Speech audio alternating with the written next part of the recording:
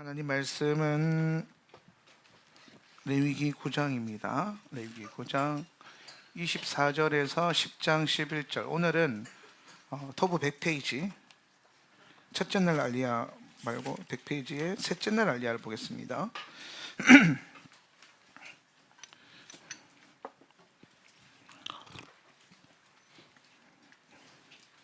예, 여러분의 성경 레위기 9장 24절에서 10장 11절 말씀, 제가 한 절 여러분이 한 절 교독하여서 읽습니다. 제가 먼저 읽습니다. 그리고 야훼 앞에서부터 불이 나왔었다. 그리고 그것이 제단을 다 삼켜 버렸다. 즉 그것은 번제물과 비계들을 태웠다. 그리고 모든 사람들이 보았었다. 그리고 그들은 소리를 질렀었다. 그리고 그들은 그들의 얼굴을 땅으로 향해서 엎드렸다. 그리고 아하론의 아들들이 각각 그의 향료를 취했었다. 그리고 그들이 그 안에 불을 집어넣었었다. 그리고 그들이 그 위에 향을 넣었었다. 그리고 그들은 야훼께서 그들에게 명령하지 않으신 다른 이상한 불을 야훼 앞에 드렸었다. 그리고 야훼 앞에서부터 불이 나왔었다. 그리고 그것이 그들을 삼켜버렸었다. 그리고 그들은 야훼 앞에서 죽었었다.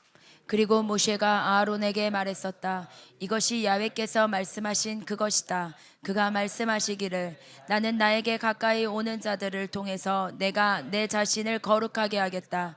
그리고 내가 모든 백성 앞에서 영광을 받겠다. 그리고 아하론은 잠잠했었다. 그리고 모세는 아론의 삼촌 우지엘의 아들인 미샤엘과 엘자반을 불러냈었다. 그리고 그는 그들에게 말했었다. 가까이 오라. 너희들의 형제들을 성소 앞으로부터 진 밖으로 드러내라. 그러므로 그들이 가까이 왔었다. 그리고 그들이 그들의 옷을 붙들고 모세가 명령한 대로 진 밖으로 드러냈었다. 그리고 모세가 아론과 그의 아들들 엘아자르와 이타마르에게 말했다. 너희들의 머리들을 풀지 말라.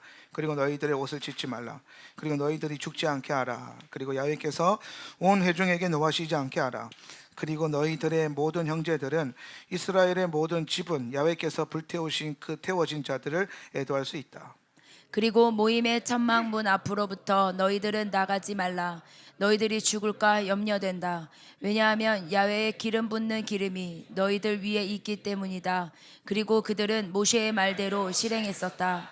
그리고 야훼께서 아론에게 말씀하시기를 너는 나와 함께 있는 너의 아들들은 곧 너희들이 모임의 천막에 들어갈 때에는 포도주와 독주를 마시지 말라. 그리고 너희들은 죽지 말라. 이것은 너희들의 세대를 통해서 있을 영원한 율례이다. 그리고 거룩한 것과 속된 것 사이를, 그리고 깨끗하지 못한 것과 깨끗한 것 사이를 분별할 수 있도록 하라. 그리고 이스라엘의 아들들에게 모세의 손을 통해서 야훼께서 그들에게 얘기하신 모든 율례를 가르칠 수 있도록 하라. 아멘. 오늘도 우리 함께 예배 오신 여러분 환영을 축복합니다. 또 온라인으로 함께 예배 참여하고 있는 우리 성도님들 계신데요. 우리 한번 환영하는 시간 갖도록 하겠습니다.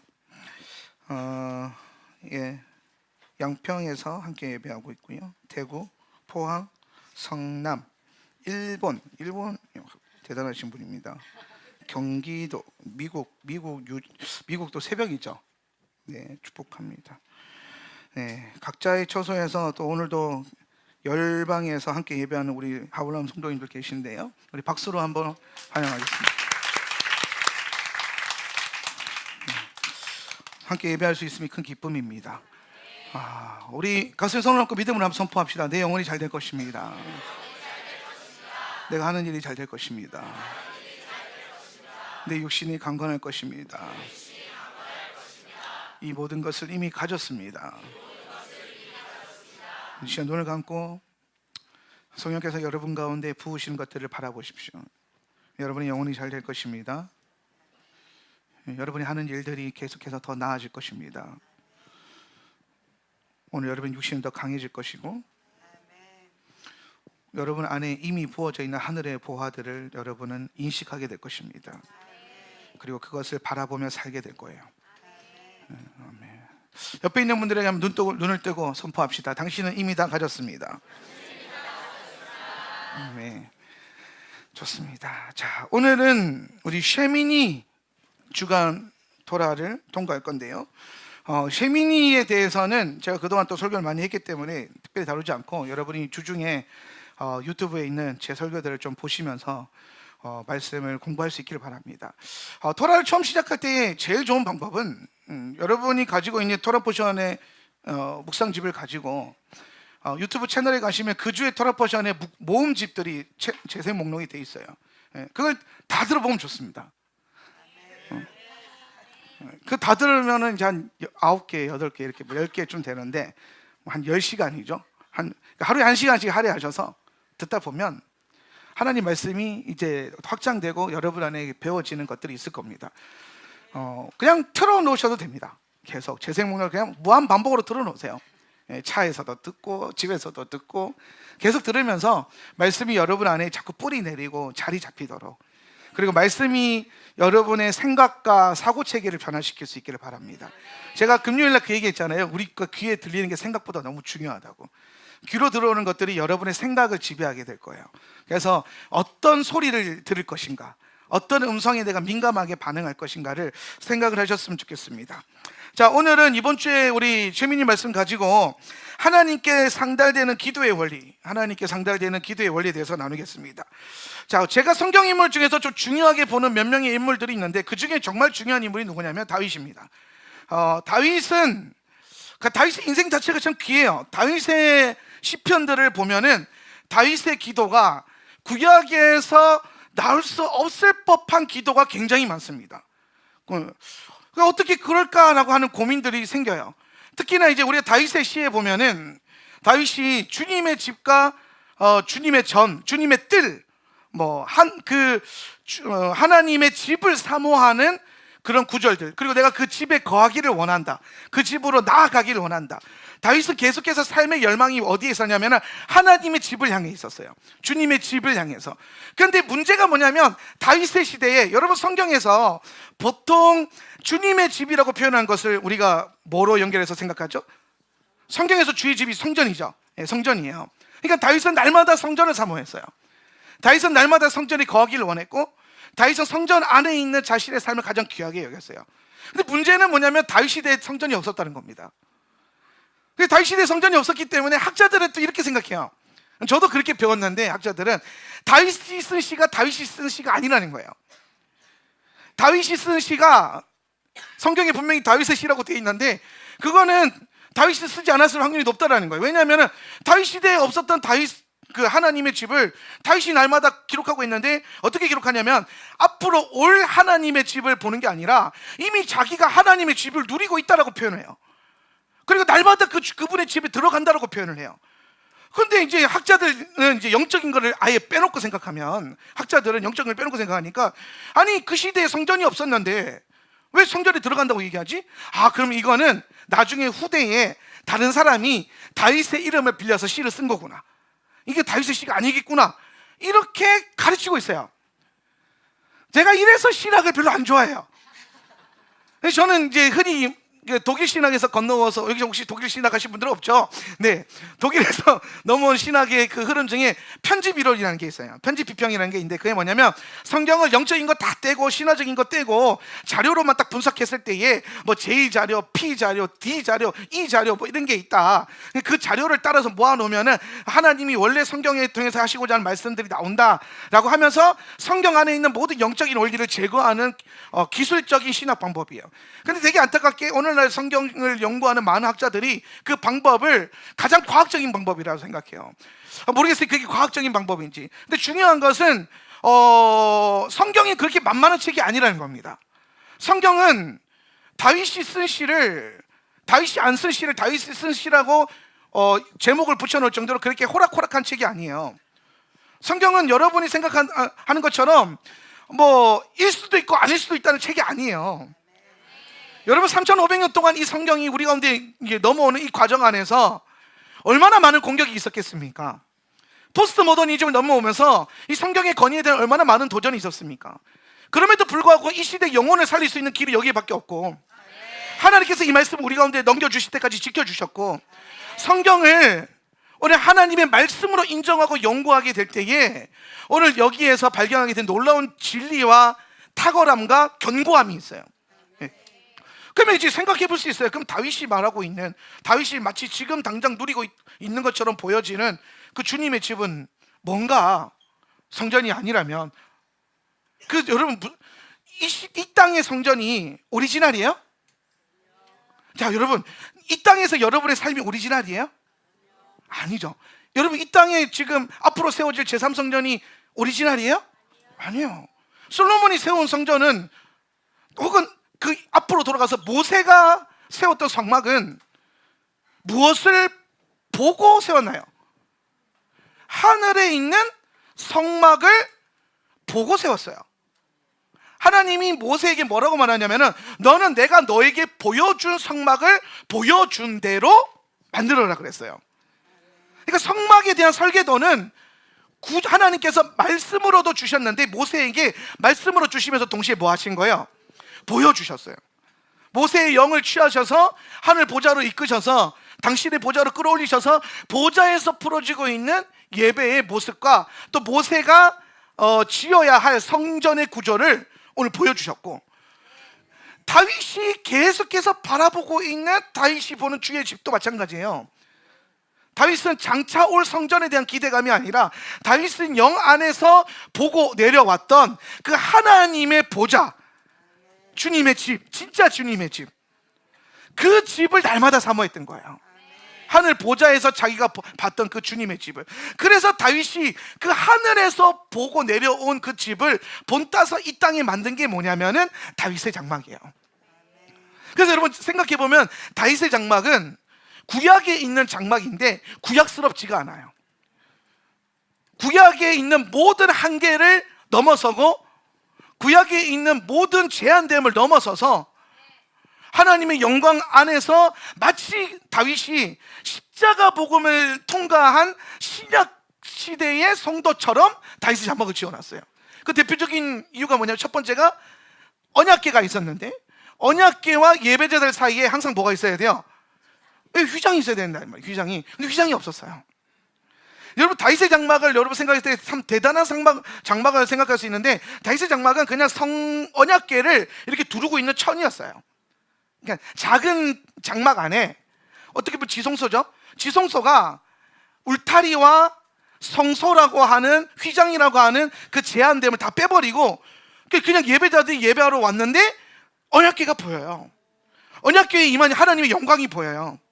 그리고 그 다윗의 그 언약궤 앞에서 다윗과 함께 예배하고 찬양했던 그 찬양 군대 대장들이 있거든요. 찬양 대장들, 성가대 대장이라고 하는데, 그 대장들은요 선견자들이라고 성경 기록하고 있어요. 예, 다윗 옆에 함께했던 모든 장군들이 이 땅에서 다윗이 전쟁을 할 때에는 나가서 싸우는 장군들이었는데, 전쟁이 끝나고 난 다음에 다윗이 무슨 전쟁을 하냐면 하늘 보좌의 전쟁을 날마다 했어요. 다윗은 이 땅에서 모든 걸 평정하고 하늘 보좌의 전쟁을 하기 시작하는데, 그때의 장군들을 불러가지고 기름 부어가지고 사역을 시켰는데, 여러분 생각해보세요. 막 여기에 칼빵 나 있는 장군들이 갑자기 막 하얀색 옷을 입고 나와가지고 칼 대신 성가대 지휘봉 같은 걸 들고 나와가지고 막 이렇게 하는데, 이 우락부락한 이 그 피지컬이 있는 그 뭐 남자들이 그래가지고 막 찬양합시다 막 이러는 거예요. 예. 그런데 음악이 핵심이 아니라 그들의 그 단에 섰을 때 주님이 그들의 눈을 열어가지고 선견자들로 그들을 세웠다는 거예요. 하나님의 영광을 보도록. 그러니까 그럼 왜 이들이 선견자여야 했을까? 그러니까 선지자가 아니라 선견자, 보는 자거든요. 그럼 이들이 과연 뭘 봤을까 했을 때 제가 보이는 게 뭐냐면, 다윗의 장막은 언약궤와 예배자들 사이 휘장이 없잖아요. 그럼 그 맨 앞에서 성가대장들이 성가대와 함께 하나님 앞에서 찬양의 제사를 올려드리는데, 그때에 여러분 그 언약궤 뚜껑의 이름이 뭐라 그랬죠? 시은좌, 그죠? 하나님의 보좌를 뜻한 시은좌라 그랬어요. 시은좌. 그러면 여러분 생각해 보세요. 다윗의 장막 앞에 그 언약궤에, 그 주님의 보좌에 주님이 내려와서 앉았을까요? 안 앉았을까요? 앉아 계셨겠죠, 그죠? 근데 그 앉아 계신 모습을, 그 시대에는 구약에 제한이 있었기 때문에 보좌에 앉으신 그분을 영으로 볼 수밖에 없는데, 그 영으로 보면서 그분을 찬양할 수 있었던 유일한 사람들이 누구냐면 선견자들이에요. 그러니까 다윗의 찬양 대자들이 선견자들로서 눈이 열린 이유는 지금 자신들의 예배 가운데 임재해 계시는 하나님의 영광을 보기 위해서고, 그걸 체크하기 위해서라는 거예요. 그러니까 다윗의 장막에서 예배자들은요, 뭐가 제일 중요했냐면은 예식이 중요했던 것도 아니고 어떤 예배 과정이 중요했던 것도 아니에요. 뭐가 중요해서 주님의 임재가 중요한 거예요. 그래서 그 임재를 보는 눈이 열려 있는 거예요. 성견자의 기름 부음이라고 하는 것은 뭐냐면, 지금 이 예배 가운데, 우리의 찬양 가운데, 지금 나의 삶 가운데 성령 하나님의 임재와 예수님의 임재가 지금 있는가 없는가를 보는 거예요. 지금 여러분의 가정 가운데 예수님의 임재가 있는지, 지금 여러분의 삶 가운데 예수님의 임재가 있는지, 그리고 내가 그것에 민감하게 따라가고 있는지. 주님의 임재가 일로 가고 있다면 우리가 삶이 일로 가야 되고, 주님의 보좌가 저기 있다면 우리의 삶은 글로 가야 돼요. 우리의 가장 큰 기쁨은 예수님 앞에 있는 것이고, 예수님 안에 있는 것이고, 예수님이 내 안에 들어오시는 거예요. 그래서 그 예수님에 대한 감각이 우리를 일어나야 돼요. 그 눈을 열어주는 게 성견자의 영이란 말이에요. 근데 다윗의 찬양대에서는요, 모든 찬양 대장들이 성견자들이었어요. 모든 예배자들의 그 중요한 예배의 포커스, 예배의 갈망이 뭐냐면 주님의 임재였단 말이에요. 그리고 두 번째로 알 수 있는 다윗의 엄청난 이 다윗의 장막의 그 돌파는 뭐냐면은, 휘장이 없는 것과 더불어서 그 다윗의 장막에서 예배에서는요, 제단에 피가 없었어요. 다윗의 장막에는 법궤 앞에서 드려지는, 주님을 향해 올려지는 그 제사에는요, 피 묻은 제사가 없었어요. 오직 뭐만 올라갔습니까? 기도와 예배, 찬송의 제물이 올라갔어요. 성도들의 찬양이 올라갔고, 다윗의 믿음의 고백이 올라갔어요. 여러분, 이것은 구약시대에 있지 못할 예배거든요. 우리가 그냥 단순히 신학적으로만 생각해 본다면 그 불가능한 거예요. 그런데 다윗은 영의 사람이었고, 보좌로부터 하나님의 예배 시스템을 받는데, 어떤 예배 시스템을 받냐면은 새하늘과 새 땅에서 오늘 새 노래를 하고 있는 성도들의, 마치 요한계시록 7장에서 하늘과 땅이 만나서 예배하고 있는 그 예배의 장면을 다윗이 믿음으로 보는 거예요. 그러니까 다윗이 내려와서 주님을 향한 제단을 짓고 예배를 하려고 보니까, 기브아 산에 있었던 그 산성에 있는 그 제사 시스템으로는 답이 안 나오는 거예요. 거기서는 기존에 성막이 있었단 말이에요. 법궤가 글로 들어가야 돼요. 근데 여러분 보세요. 지금 이스라엘 땅에 있는 제사장들이 세워놓은 그 제단으로 법궤가 들어가면, 이 하나님의 임재가 다시 구약의 율법으로 들어가는 거란 말이에요. 구약의 막힘으로.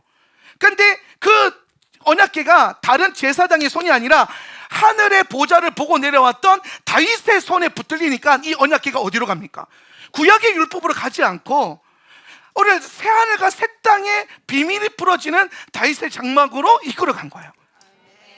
생각을 해보세요. 여러분, 언약궤는 굉장히 화려해요. 언약궤는 금으로 치장되어 있고 모든 게 다 금으로 덧입혀져 있어요. 영광스럽게 빛났을 거란 말이에요. 거기 가장 잘 어울리는 게 뭐냐면은, 하나님이 구약에서 아름답게 만들어주신 성막의 구조에 있는 그 성막이란 말이에요.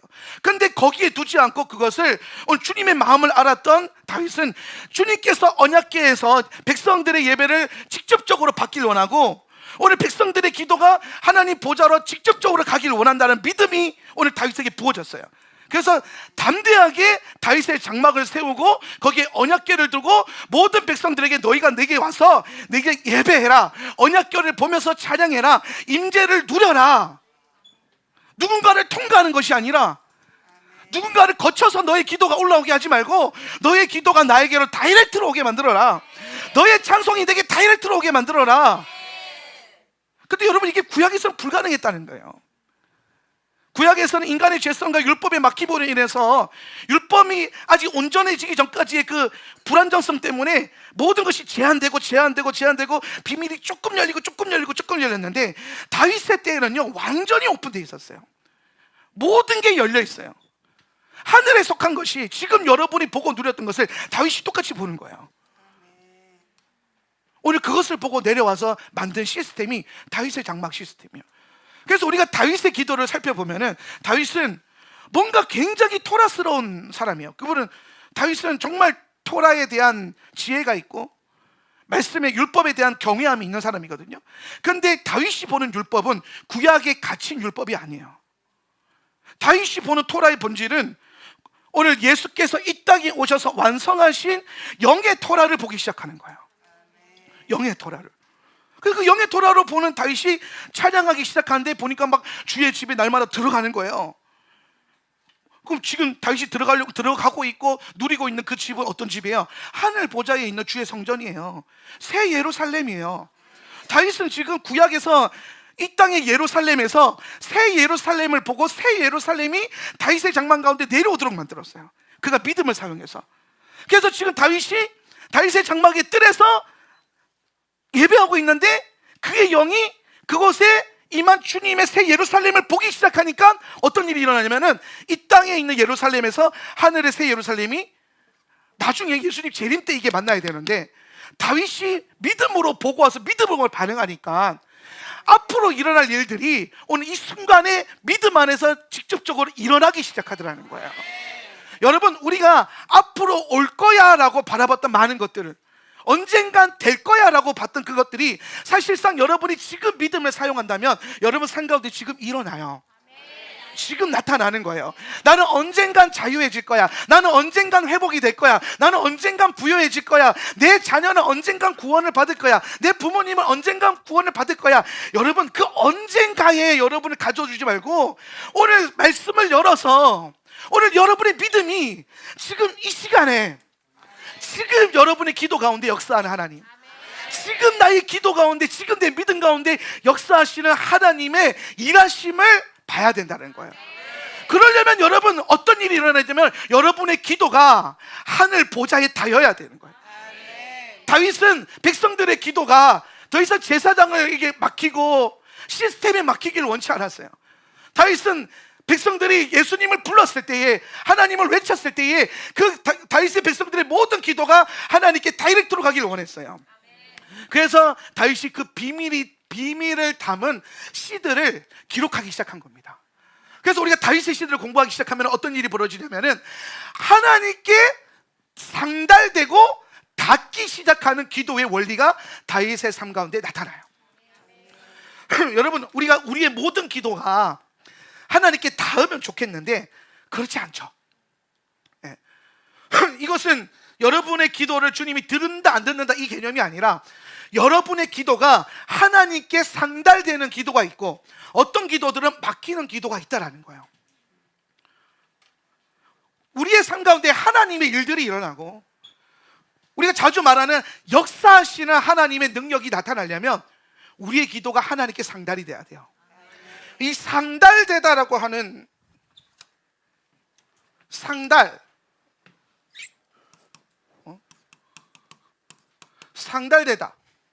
이 상달되다가 히브리어로 메아보르예요. 메아보르는 무슨 뜻이냐면은 넘어가서 변화되는 거예요. 넘어가서 뭐 한다고요? 변화되는 거예요. 그러니까 내 기도가 하나님께 상달이 되었다는 것은 내 기도가 뭔가를 뭐 해야 된다는 거예요? 넘어가야 된다는 거예요. 뭘 넘어가야 되냐면은 우리의 기도가 올라갈 때에 우리의 기도를 막는 저항선이 있어요. 여러분의 기도가 막히는 저항선이 있어요. 그런데 어떤 사람들의 기도는 이 저항을 뚫고 올라가서 주님께 상달되어져서 이 기도는 간구잖아요. 간구하는 거잖아요. 이루어 달라고 간구하는 거예요. 근데 이 간구가 하나님께 올라가서 하나님께 닿으면 간구는 뭐로 바뀌냐면은 응답이 돼요. 응답이란 건 뭐냐면 이 간구 자체가 이제 실제가 된다는 겁니다. 실제가. 여러분의 기도 그 자체가 기도가 될 때의 실제가 되는 게 아니라 그 기도가 하나님께 들리고 하나님께 닿이고 하나님 손에 올라갈 때 상달될 때에 상달되어지면 주님은 그것에 대해서 응답하시면서 변화들이 일어난다는 거예요. 그러니까 여러분의 기도에는 능력이 있어요, 없어요? 있어요. 여러분의 기도는 근데 어떤 기도? 이것을 넘어가는 기도. 넘어가는 기도. 기도의 저항을 넘어가는 기도. 성경에 보니까 우리의 기도가 가로막히는 어떤 말씀이 하나 나와요. 에가서인데요. 예레미야 에가 한번 볼까요? 에가 3장 44절인데요.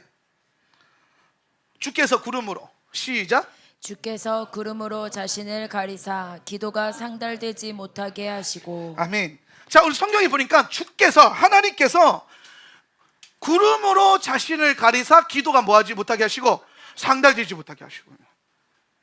이 말은 뭐냐면 하나님께서 어떤 기도들은 받지 않으시려고 뭐 하신다? 구름으로 가리신다는 거예요. 그런데 여러분 잘 보세요. 성경에서 하나님이 강림하시거나 하나님이 나타날 때에 하나님을 아우르는 게 항상 뭐였어요? 구름이에요. 구름과 천둥과 뭐 번개 소리와 이런 것으로 하나님을 가려 놓잖아요. 이게 사실은 원래 하나님의 뭐냐면은 하나님이 이 땅에 재림 이전에 내려올 때 주님 앞에 어쩔 수 없는 영적인 한계예요. 모세의 율법 안에 갇혀 있는 모세의 한계성. 그러니까 예수님이 이 땅에 오셔서 모세의 율법을 온전케 하셨는데 그 모세의 율법이 온전해지기 전까지는 우리 안에 있는 이 죄성이 온전하게 다뤄지지 않기 때문에 주님의 영광을 온전하게 못 봐요. 그러니까 여러분 우리가 그냥 구별해 본다면은 성경이 구약에서 우리에게 주신 이 성경이 우리를 예수님께로 끌고 가는 게 아니에요. 성경은 우리를 누구에게로 끌고 가죠? 예수님께로 끌고 가요. 그렇죠? 율법은 초등교사가 돼서 우리를 어디로 끌고 간다고 했어요? 예수님께로 데려가요. 그러면 우리를 아버지께로 연결하고 하늘로 연결하는 건 누구의 역사하심이에요? 예수님이 하시는 역할이에요. 예수님이 우리 안에 무슨 일을 하시냐면 예수님이 우리를 데리고 아버지께로 이끌어 가세요. 그래서 예수님이 뭐예요? 하늘과 땅을 연결하는 중보자예요. 예수님이 유일한 구원자예요. 그리고 성경이 우리를 예수님께로 인도해가는 길이에요. 그러니까 여러분이 성경을 읽지 않고 성경 안에 나오는 신앙의 고백과 예수님을 발견하지 못하면은 오늘 여러분이 발견한 예수님 안에 잘못된 것들이 많을 수 있어요. 여러분 우리가 말씀으로 예수님을 찾아가야 돼요. 말씀이 이끌어가는 예수님을 만나야 돼요. 이 땅에 실제로 거짓 그리스도가 많고 이 땅에 거짓 예수들이 많아요. 거짓 선지자들이 많죠. 근데 그 거짓 선지자들은 말씀으로 이끌어가는 게 아니에요. 근데 여러분이 말씀을 펴서 이 말씀이 증거하고 있는 예수님께로 가면 그 예수님이 우리를 아버지께로 이끌어 가신다는 거예요. 그래서 예수님을 통과해서 우리가 이 구름의 모든 저항들을 이겨낸다라는 거예요. 이겨낸다. 자, 그럼 이제 여러분의 기도가 예수님을 의지함으로 말미암아 기도가 올려지기 시작하고 예수님이 하시는 일들에 대한 기대감을 가지고 기도하기 시작하면은 그 예수님은 여러분의 기도를 가지고 구름의 저항을 뚫고 하늘 보좌를 향해서 올라가게 만드실 거라는 거예요. 자, 이해되시죠? 그리고 다윗은요 하나님께 올라가는 기도에 대한 중요한 비밀들을 알고 있었어요. 다윗은. 제가 이번 주에 다윗에 대해서 연구하면서 다윗이 참 대단한 인물이라고 느꼈던 게 뭐냐면 많은 사람들이 기도를 해요. 근데 기도의 원리를 모르고 하는 분들이 많아요. 그냥 기도만 하는. 그래서 저는 오늘 여러분이 기도의 원리를 깨달아서 여러분의 기도가 하나님께 상달되게끔 하는 것이 핵심인데 그러려면 첫 번째로 예수님이 여러분의 기도를 이끌어 가야 돼요. 여러분의 믿음 안에서 예수님을 바라볼 때 그 예수님이 여러분의 그 기도와 여러분의 원함과 여러분을 향한 하나님의 뜻을 아버지께로 연결시켜 줄 거예요. 그래서 우리가 금요일부터 계속 고백했던 게 뭐냐면 예수님 내게 뭘 보여달라고요? 진리를 보여드려요. 따라서 예수님 내게 진리를 보여주세요. 여러분의 삶의 모든 문제와 모든 어려움 가운데 여러분이 해야 될 것은 여러분의 판단이 아니에요. 우리는 판단을 함을 통해서 예수님의 진리가 우리 삶 가운데 못 들어오게 만들어요. 그것은 하나님의 계획이 아니에요. 그건 하나님의 뜻이 아니에요. 여러분의 문제 가운데 왜 이래? 이게 문제야 저게 문제야 그걸 보지 말고 여러분의 삶의 문제와 어려움과 현실과 환경 가운데 여러분이 해야 될 거는 여러분 예수님 오늘 내 삶의 이 문제에 대한 진리를 내게 보여주세요. 예수님 오늘 내 삶의 어떤 이런 환경에 대한 예수님의 뜻을 내게 보여주세요. 내가 어떻게 하기를 원하십니까? 라고 기도하기 시작할 때 예수님이 오셔서 여러분 가운데 진리로 본질을 가르쳐 주실 거예요. 거짓이 아니라 오늘 여러분 안에 여러분 판단으로부터 오는 동기가 아니라 예수님으로부터 세워지는 건강한 동기들이 일어나길 바랍니다. 그래서 전 여러분이 계속 예수님과 연결되었으면 좋겠어요. 하나님의 임재를 갈망했으면 좋겠어요.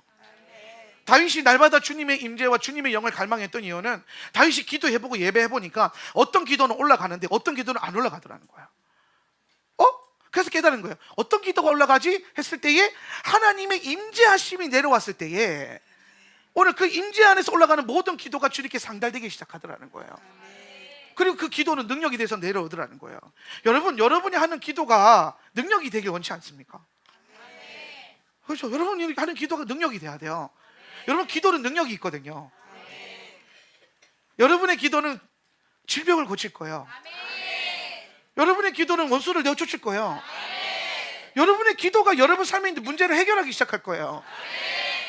많은 인본주의자들이 이렇게 말해요. 기도만 한다고 되냐? 그거는 기도의 능력을 정말 몰라서 그래요. 정말 기도해보면 하나님이 어떻게 일하시는지를 알 수 있어요. 그래서 많은 사람들이 하나님을 알수록 기도에 더 많은 시간을 들여요. 하나님을 더 경험할수록 예배하고 기도하는데 시간을 더 많이 들여요. 왜? 그게 진짜 능력이라는 걸 아니까. 예. 거기서부터 오는 능력을 믿으니까. 내가 내 힘으로 발버둥 치고 내가 애씀으로 발버둥 쳤을 때에 주어지는 것이 열매가 아니라는 걸 알기 때문에 오늘 여러분 예수님을 더 알길 바라고, 예수님을 알수록 여러분의 기도는 주님께 더 가까이 올라가게 될 거예요. 그리고 그 다음에 다윗이 발견한 진리가 뭐였냐면요, 하나님께서 우리의 기도를 받으시는 때가 있더라는 거예요. 그게 시편 69편 13절인데요 한번 읽어볼까요? 시편 69편 13절.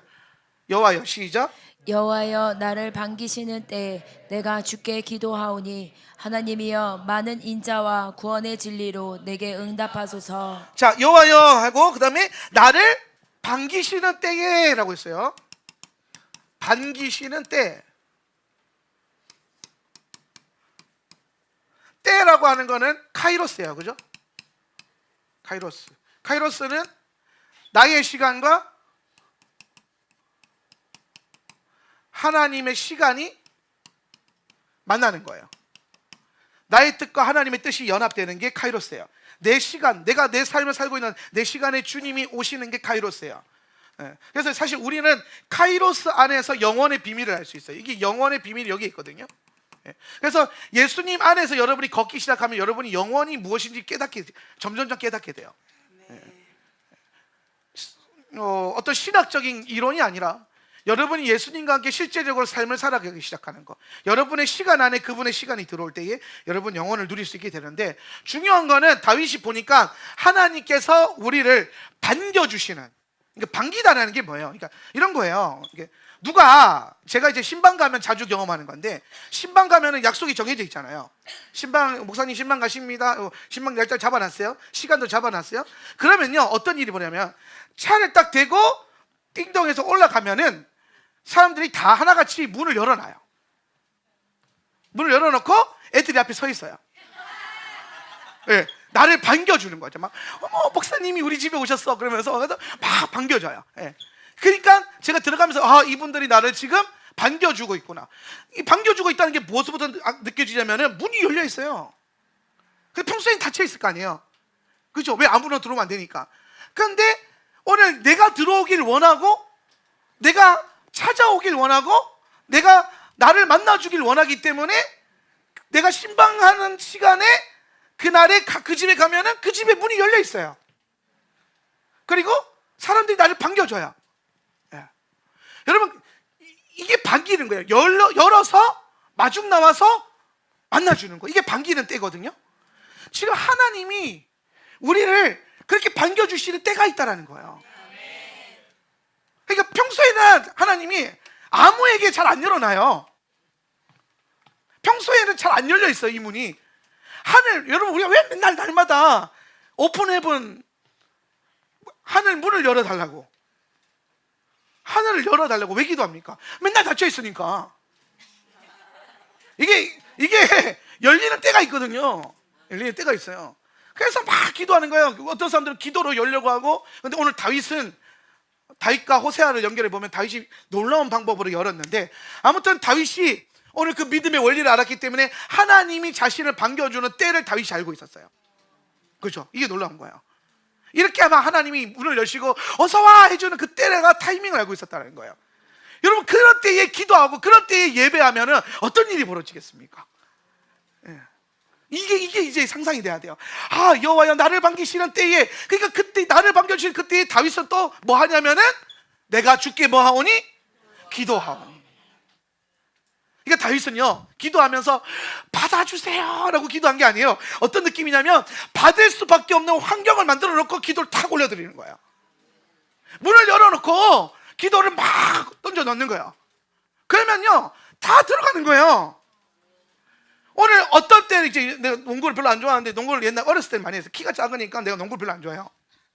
왜냐하면 농구를 하려고 슛을 딱 잡으면요 앞에 큰 친구들이 팍 블로킹 그래서 막 슛을 한 10번 쏘면 한 번 들어갈까 말까요.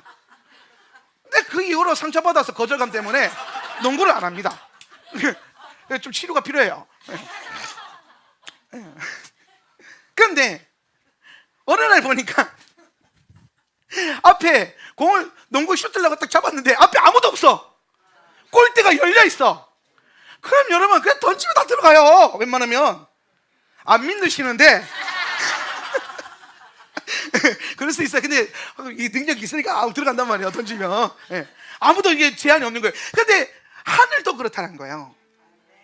하나님 보좌와 하늘의 문도 항상 열려 있는 게 아니라 평소에는 원수가, 대적들이, 혹은 여러분의 자아와 여러분의 어떤 문제와 환경들이 이렇게 막 거인처럼 막 안악자손처럼 서가지고 올라오면 기도, 주님 받아주세요, 블로킹. 예수님 도와주세요, 블로킹. 못 올라가.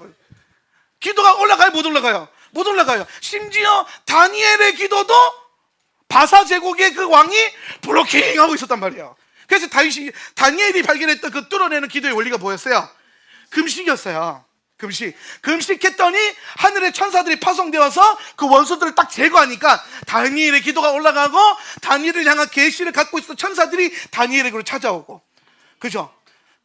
지금 다윗이 뭘 보냐면은 평상시에 닫혀있던 하늘문이 다윗이 어떻게 했을 때에는 열려가지고 그냥 열리는 게 아니라 하나님이 다윗을 반겨주시더라는 거야. 어서와, 하늘 보자는 처음이지, 뭐 이런 느낌으로. 어서와, 천국은 처음이지, 막 그러면서 막 들어와봐. 그러면서 가가지고 보면서 막, 와, 다윗의 장막에 그 본이 되었던 이 새 예루살렘도 보고, 예수님의 보좌도 보고, 막 24 장로들의 그 영광스러움도 보고. 할렐루야. 여러분에게 이번 주에 그런 주님이 어서와 천국은 처음이지 하는 그런 오픈 도어가 있길 바랍니다. 하늘문이 열리는 그런 은혜가 정말 진실로 내가 내 영 안에서 주님이 경험되어지고, 내가 그동안 보지 못했던 것들을 보게 되고, 내가 그동안 깨닫지 못했던 걸 깨닫게 되고 알게 되고, 주님이 감춰주셨던 그 신비와 보물이 계속해서 발견되어져서 여러분의 삶 가운데 그분의 영광으로 빛나길 바라요. 그래서 어서와, 문을 열어주는 이 반기시는 때를 다윗이 알고, 그래서 그때부터 저 때를 만드는 거예요. 하나님 반기시는 때를 만들어서 그때마다 다윗이 뭐 하기 시작하는 거예요? 내가 기도하오니. 그러니까 여러분, 다윗은요 기도하는 족족 들어갑니다. 다윗이 기도하는 족족 들어가면, 여러분 자, 하나님이 올리는 그게 들으면 신명기에도 나와 있어요. 내가 들리는 대로 내가 너에게 행하리라. 그러니까 원수가 차단하지 못하고, 나의 믿음의 연약함이 차단하지 못하는 주님께 올라간 모든 기도는 주님 손에 올라간 그 순간, 주님 귀에 들리는 그 순간, 그때부터 뭐 하기 시작하는 거예요? 응답이 되어서 내려오기 시작하는 거예요. 마치 하늘에서 내려오는 비처럼. 그래서 실제로 고대 근동의 이스라엘 백성들은 본인들이 하나님 앞에 제사를 드렸을 때 하나님 이걸 받으셨다는 것을 두 가지로 확인하는데, 첫 번째는 그 제단의 연기가 하늘에 닿았을 때, 두 번째는 뭐냐면 그리고 비가 내려올 때. 비는 하나님이 응답으로 내려오는 축복으로 봤거든요. 그러니까 다윗은 기도할 때마다 하늘에서부터 비가 내려왔어요. 실제적인 비가 아니라 응답의 비. 그리고 실제적인 비도 때에 따라서 계속 왔을 거예요. 왜? 다윗의 삶은 계속해서 형통하고 윤택했으니까. 그랬던 이유가 뭐냐? 다윗은 하나님이 반겨주신 저 때를 알았고, 저 때에는 기도하고 저 때에는 예배해야 된다는 걸 깨달았고, 심지어 여러분 다윗이 24시간을 예배했어요. 24시간 예배를 21년 동안 했거든요. 21년 동안. 그런데 여러분 생각해보세요. 다윗이 저 때를 알았다면 다윗이 하나님이 받으시는 때에 기도했을 거 아닙니까? 근데 저걸 계속 알고 실행하니까 다윗이 뭘 경험하게 되냐면은, 다윗의 모든 시간이 하나님이 반기시는 때가 된 거야. 다윗은 하나님이 반기시는 저 때에 대한 원리를 그냥 자기 삶 가운데 쏟아 부어버린 거예요. 이게 이렇게 하면, 내가 이렇게 하면 하나님의 문이 열린다고? 내가 이렇게 하면 하나님 날 반겨주신다고? 그럼 나한테 다른 거 안 하고 이것만 할래. 그래서 다윗은요, 자기 궁전에서 사는 것보다 장막에서 사는 걸 더 좋아했고, 자기가 자기의 어떤 재물로 자기를 누린 것보다 이 하나님의 시스템을 유지하는 걸 더 좋아했어요. 주님을 기뻐하는 일에 그냥 삶을 들여버렸어요. 그래서 시편 27편 4절에 뭐라고 말하냐면은 이렇게 말하죠. 띄워주세요. 나는 오직, 시작, 나는 오직 그 하나만 구하겠습니다. 그것은 한평생 주님의 집에 살면서 주님의 자비로우신 모습을 보는 것과 성전에서 주님과 의논하면서 살아가는 것입니다. 다윗이 평생에 있어서 오직 한 가지만 구했는데 그게 뭐냐면 내 평생 주의 집에 살면서요. 무슨 집이라고요? 하늘 보좌, 하늘 주님의 집, 하늘 성전을 거기에서 살면서 주님의 자비로우신 모습을 보는 것과 성전에서, 하늘 성전이에요. 그 성전에서 주님과 의논하고 교제하고 대화하고 나누며 사는 그 삶을 원했다라는 거예요. 이 땅의 것을 누리는 것을 전적으로 하늘로 다 옮겨버린 거예요. 이 땅에서 갖고 싶었던 것들을 하늘에서 다 찾기 시작한 거예요. 이 땅에서 원했던 것들을 하늘에서부터 원하기 시작한 거예요. 그랬더니 다윗에게 어떤 일이 벌어지냐면 24시간 기도의 집 다윗의 장막의 시스템이 돌아갔는데 다윗의 시간의 전부가 하나님이 반기시는 때가 된 거예요. 여러분 생각해 보세요. 여러분이 잠을 자도 주님이 오셔가지고 아이고 예쁜 내 새끼 그러면서 머리를 만져주셔. 별로 감동이 없나 봐요. 밥을 먹고 있어도요, 네 입에 밥이 들어가는 것만 봐도 내가 배가 부르다. 베이드롤, 내가 다 이루었다. 충만, 예수님의 충만이 어디에 있다고요? 오늘 예수님을 사모하는 나를 바라볼 때 그분의 충만함이 있어요. 우리의 충만함은 어디에 있어요? 나를 향한 그분의 사랑을 내가 경험할 때에 내 충만함을 발견해요. 그러니까 나를 채우고 그분을 채울 수 있는 거는 우리밖에 없어요. 그래서 다윗의 삶이 참 위대한 거예요. 그러니까 다윗의 그 인생의 후반부가 막 그려져요. 나라 정세에도 별로 관심 없었을 거예요. 왜? 중요한 건 하나님께 내가 살고 내 삶을 드리면 내 나라는 알아서 강해질 거야, 굳건해질 거야, 부여해질 거야. 하늘의 계시가 내려 그대로 하면 돼. 실제로 그렇게 됐단 말이에요. 실제로 다윗은요, 우리가 솔로몬 시대를 가장 부요한 시대로 보잖아요. 솔로몬 때에는 막 금으로 막 사람들 막 치장하고 막 엄청나잖아요, 솔로몬 때가. 그런데 솔로몬의 부요함은요, 그 거의 80%가 어디서부터 온 거냐면 다윗으로부터 상속받은 거예요. 다윗으로부터 상속받은 거예요. 솔로몬이 뭔가를 해서 한 게 없어요. 다윗이 물려준 거예요. 다윗이 얼마나 많이 세게 물려줬냐면은 성전 짓고 궁전 지을 정도로 많이 물려줬어요. 그러고도 금이 남아 돌았어요. 그러니까 솔로몬이 친위대들한테 그 금으로 다 막 무장을 시키잖아요. 여러분, 다윗은 정말 이 땅에서 의리의리하게 여러분 생각하는 그 모든 걸 가지고 있었던 인물인데 다윗의 삶을 보면 그런 것들을 자랑하는 게 나오나요? 안 나와요. 그런 것들을 막 치장하는 게 나와요? 안 나와요. 다윗은요, 장군들 갑옷 벗기고 거기다 성가대 가운 입힌 사람이에요. 야, 검 떼다가 창고에 처박아 놓고 성가대 지휘봉 지어주면서 찬송해라, 전쟁 끝났다. 그리고 그러면 다윗의 그 통일왕국 시대의 그 변방의 경계는 누가 섰을까요? 군대들 다 찬양하고 있는데 천사들이 섰겠죠. 상상해보세요. 천사들이 초자연적으로 지키는 나라, 원수가 감히 넘볼 수 없는 그런 나라. 근데 그 모든 시스템의 근원이 뭐에 있다고요? 하나님께 하나님이 반기시는 그 때를 알아서 그 때를 24시간으로 바꾼 다윗의 기도. 놀랍죠?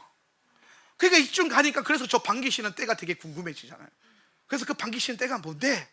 라고 했더니 그 비밀이 호세아서에서 나와요. 호세아서 가보면 호세아 10장 12절인데요 읽어볼까요? 너희가, 시작, 너희가 자기를 위하여 공의를 심고 인애를 거두라. 너희 묵은 땅을 기경하라. 지금이 곧 여호와를 찾을 때니 마침내 여호와께서 오사 공의를 비처럼 너희에게 내리시리라. 자, 하나님께서 이스라엘 백성들에게 호세아서에서 이렇게 말합니다. 너희가 자기를 위하여 공의를 심고 인애를 거두라. 인애는 지난주에 배웠어요. 헤세드 기억나세요? 헤세드 무슨 뜻이었죠? 하나님을 향한 사랑, 하나님을 향한 사랑의 표현이라고 했어요. 그게 인애, 헤세드예요. 그렇게 하고 너희 묵은 땅을 기경하라. 지금이 곧 여호와를 찾을 때, 하나님이 반기시는 때, 그리고 하나님을, 야훼를 찾을 때, 이 같은 때예요. 왜? 다윗이 반기는 때에 뭐 했어요? 기도했죠. 기도했더니 다윗의 기도 가운데 응답이 내려왔죠. 호세아서에 가니까 너희가 공의를 심고 인애를 행하면 그때가 여호와를 찾을 때인데, 여호와를 찾고 기도하기 시작하니까 뭐가 일어나요? 마침내 여호와께서 오사. 여러분, 주님이 그냥 오세요? 안 와요. 뭐 할 때? 기도할 때, 예배할 때. 그분이 지금 오사라고 하는 걸 마치 다윗이 반기시는 때 문을 열고 다윗에게 찾아오셨던 것처럼, 지금 우리가 공의를 행하고 인애를 행하니까, 인애를 거두기 시작하니까 주님이 오셔서, 그때 주님을 찾으니까 주님이 오셔서 공의를 비처럼 너희에게 내리시리라. 호세아 시대 그때의 기도를 받으시고 하나님이 응답하시더라는 거예요. 그래서 영적인 원리를 봤을 때에 하나님을 찾을 때라고 말하고 있는 이 호세아의 때와 다윗이 발견한 주님이 반기시는 그 때가 무슨 때라는 거예요? 같은 때라는 거예요. 같은 때. 이게 같은 때예요. 그러면 이제 다윗은 반기시는 때라고 해서 이걸 감추어뒀는데, 근데 호세아에서는 딱 드러내죠. 뭡니까? 이때가 무슨 때예요? 공의를 심고 인애를 거둘 때. 치울까요? 공의를 심고 인애를 거둘 때. 여기서 말하는 공의는 뭐예요? 성경에서 나타나는 하나님의 의예요. 하나님의 의. 근데 그 의를 심어라. 어디에다가? 내 땅에다가 심어라. 그렇게 해서 공의를 심으면 인애를 거두어진다. 인애는 아까 뭐라고 했어요? 하나님을 향한 사랑. 하나님 사랑이야. 하나님을 향한 사랑. 그럼 여러분, 이 땅에서 공의를 심으라는 거, 이 공의는 뭘까요? 공의. 여러분이 이 땅에서 하나님의 의를 행하는 거예요. 그죠? 그럼 어떤 일이 벌어질까요? 여러분이 이 땅에서 하나님의 의를 행할 때 그 의를 행하는 대상은 하나님이에요? 이웃이에요? 그렇죠. 그래서 공의는 뭐예요? 이웃 사랑이에요. 호세아서에서 지금 호세아가 뭘 얘기하고 있냐면은, 하나님을 찾을 때, 하나님이 반겨주시는 그때, 하나님이 응답하시는 그때가 있는데, 그때는 언제냐면 너희가 하나님을 사랑하는 것을 심고 이웃을 사랑하는 것을 심고 이 이웃 사랑과 하나님 사랑을 행하고 있을 그때가 너희가 하나님을 찾을 때고, 이때 너희가 기도하면 마침내 그가 오사. 이때 기도하면 그가 오사 공의를 비처럼 내려주신다. 응답하신다라는 거예요. 다윗이 이 비밀을 알았던 거예요. 뭐예요? 공의와 인애, 하나님을 사랑하고 이웃을 사랑하는 율법의 모든 근원, 하나님 사랑과 이웃 사랑. 이것을 행하기 시작하니까 하나님께서 뭐 하는 거예요? 우리가 이런 삶을 사니까 하나님께서 하늘 문을 여시고, 왜? 하나님이 가장 원하는 그걸 하고 있으니까. 성경 66권을 통해서 주님이 가장 원하시는 건 뭐냐면 여러분이 하나님을 사랑하고 이웃을 사랑하는 거예요.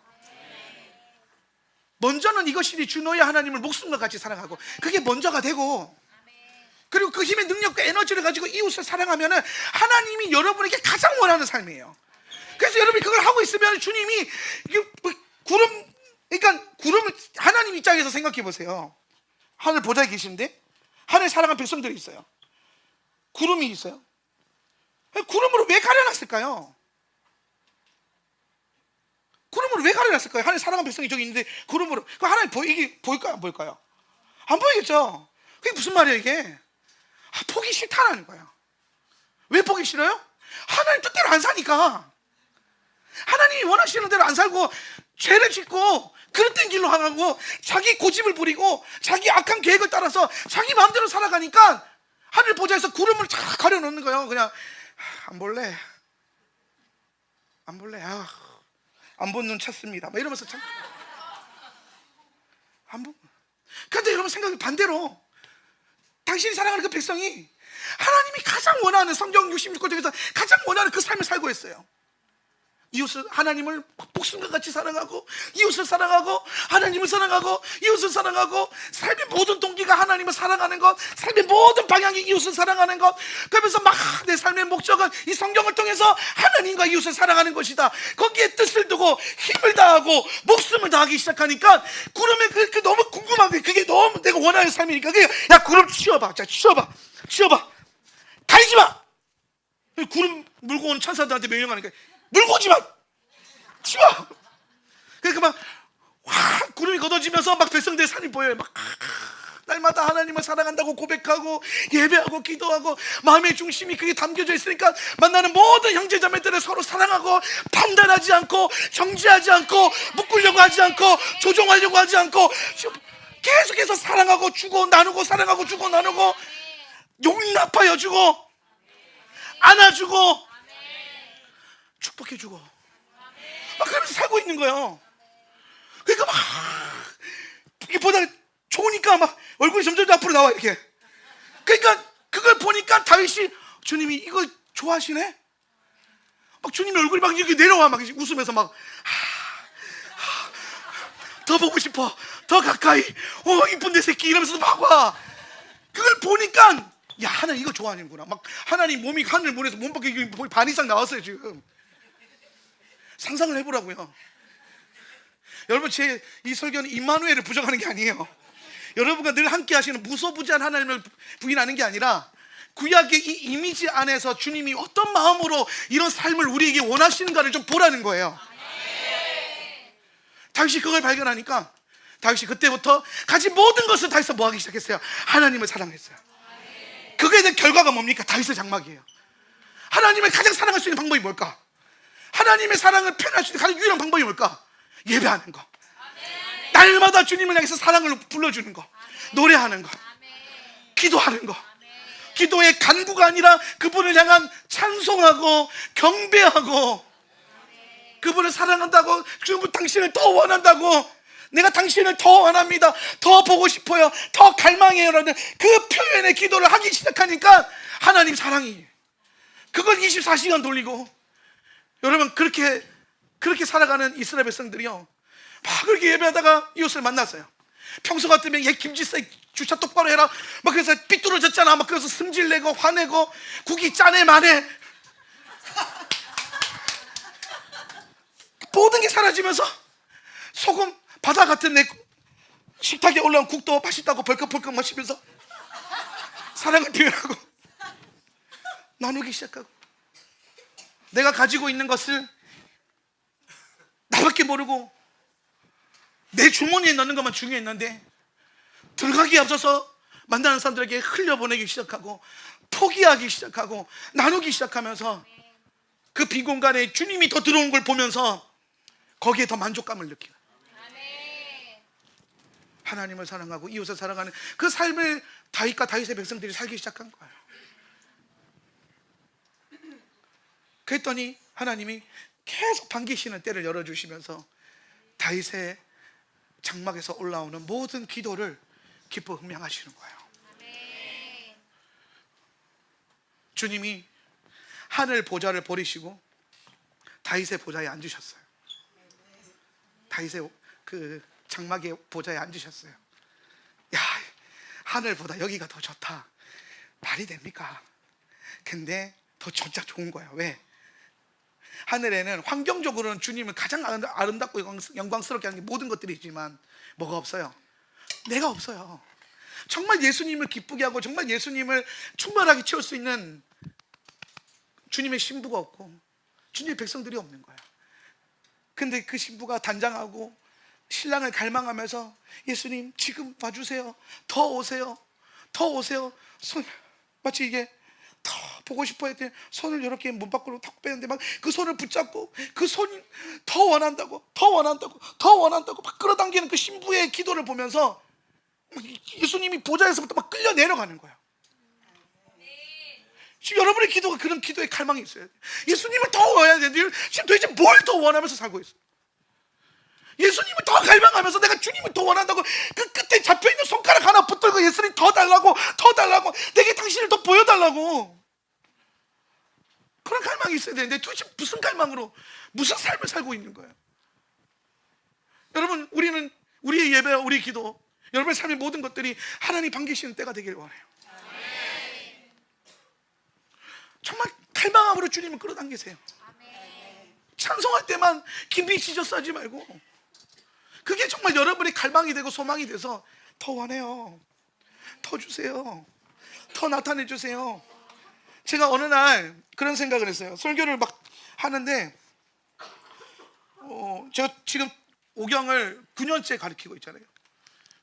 오경만 9년째 가르쳤는데 막 이제는 막 물론 주는데 화근혜롭게 설교를 딱 했어요. 하고 집에 가는데 내가 내년에 오늘보다 더 나은 설교를 할 수 있을까? 라는 갑자기 그런 걱정이 드는 거예요. 오늘 설교가 너무 좋았는데 나 혼자 만족하는 거예요. 여러분이 나 혼자 그렇게 만족을 하고 있어서 오늘 설교가 너무 괜찮았어. 만족해. 막 그러고 집에 갔는데 막 누워있는데 내년에 이거보다 더 잘해야 되는데 갑자기 그런 압박감이 훅 들어오면서 내가 내년에 지금보다 더 하나님 이 말씀을 더 잘 전할 수 있을까? 더 설교를 잘 할 수 있을까? 이런 고민하면서 막 갑자기 마음이 슬퍼지는 거예요. 막 답답해지고 불안해지는 거예요. 그래서 막 더 공부해야 되나? 뭐 더 해야 되나? 뭘 더 해야 되나? 뭘 더 해야 되나? 그래서 막 그렇게 고민하고 있는데 갑자기 성령님이 오셔가지고 내 손을 딱 잡아주면서 뭐라고 하냐면은 내가 더 보여줄게. 내가 계속해서 내가 너에게 너를 보여줄게. 나를 보여줄게. 내가 너에게 나를 계속해서 보여줄게. 그냥 그 본 것만 나눠줘. 그래도 알아서 좋아할 거야. 뭐 대단한 가르침이 오지 않아도 그냥 네가 본 거, 마치 모세가 본 것을 이 땅에 만들어냈고 다윗이 본 것을 이 땅에 실현했던 것처럼 예수님께서도 이 땅에서 하늘에서 본 그것들을 자꾸 내 제자들과 내 백성들에게도 아버지 보여달라고 간구하셨던 그 기도처럼 내가 너에게 보여줄 테니까, 계시로 나타내 줄 테니까 그것을 전하고 오늘 너희 백성들로 하여금 나를 더 갈망하게 만들어라. 여러분, 하울람의 예배를 갈망하지 마시고 예수님을 갈망하세요. 여러분, 저희 어떤 설교나 어떤 메시지의 어떤 탁월함을 갈망하지 마시고 예수님을 더 갈망하세요. 예수님을 날마다 더 원하세요. 그리고 여러분에게 주어져 있는 모든 사람들을 사랑하세요. 판단하지 말고, 정죄하지 말고, 내 기준으로 용납하거나 하지 말고 아버지의 사랑으로 주님을 갈망했던 거기에서부터 에너지가 나올 거예요. 그렇게 기도하고 예배하는 순간 여러분의 모든 기도가 하나님께 상달될 것이고, 주님이 문을 여시고 어서 와, 천국은 처음이지, 하늘 보자는 처음이지 이러면서 데리고 들어갈 거예요. 그런 갈망과 기대감이 있는 한 주가 되시길 축복합니다. 다윗의 이 놀라운 원리가, 기도의 원리와 기도의 타이밍이 여러분에게도 임하기를 축복합니다. 기도합시다.